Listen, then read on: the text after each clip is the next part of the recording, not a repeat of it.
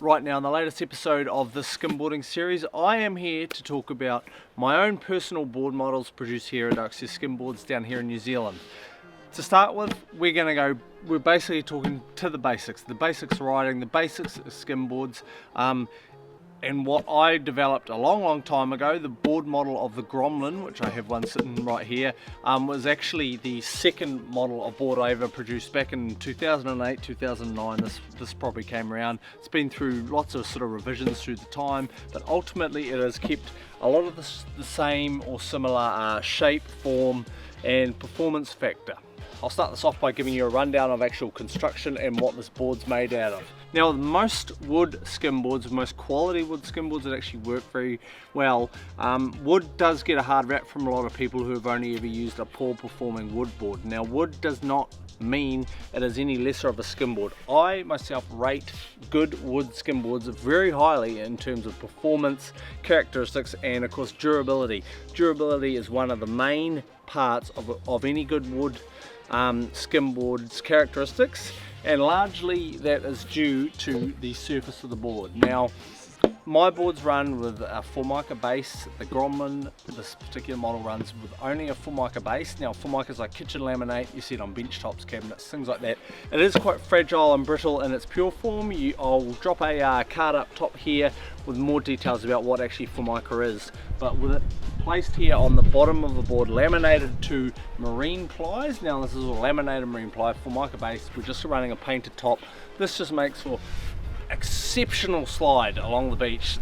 It will change color and it will scratch and things like that, but this surface itself is so durable. You can basically run down concrete rocks and hit things like that and it will mark it, but it won't actually damage it in that sense. Of course, normal beach stuff, you're not going to be doing that anyway, but the beauty of a board like this is that it's its durability, and the Gromlin model itself, as opposed to my Slip Easy model, which is the more high performance wood variant, as I try to run this one right here is a small, that's why it's physically quite a small board, quite a flat rocker. Now, these have a bigger outline than the Slip Easy model and quite a flat rocker, and what this means is just exceptional performance in shallow water. We're talking, shallow flat beaches is what this is made for. Of course, you can hit rails, you can pop logs, you can pop obstacles, but just bombing shorelines and going as far as possible is really what this board was all about. We've got a traction top for grip. These can be produced, of course, without traction for the real budget buyer out there, but it is 2021. I sort of think everyone should have traction on the top. Looks cool. This is all a hand cut design, very uneconomical in terms of labor, but I think it looks cool and performs better than a solid piece of traction throughout the board. Now, in wrapping up this Gromlin video, they are really simple. These are available in a multitude of different colors. I'm not going to put them all here in the video because I'm forever changing them. You can of course browse those all at oxsskimboards.co.nz. Shop online. Prices are starting at $179 for a traction model like this, delivered nationwide in New Zealand.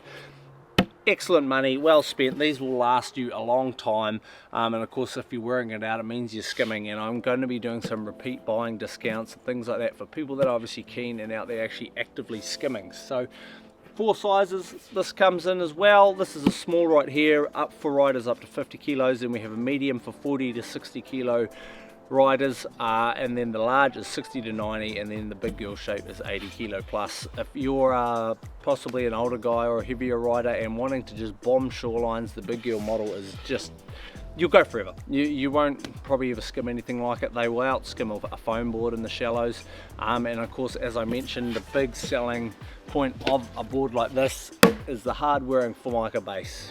In this skimboarding series, I am wanting to keep it very New Zealand specific and of course brand specific, so feel free to drop any questions down below. I will be covering all my other board models, locations, and of course a lot of how-tos coming up for actually how to go skimboarding. So that's it. Feel free to get along to oxsskimboards.co.nz and browse all my board models. There's plenty there, ranging from small Gromlins all the way through to carbon fibre wave boards. I'm Sam Price, I'll see you at the beach.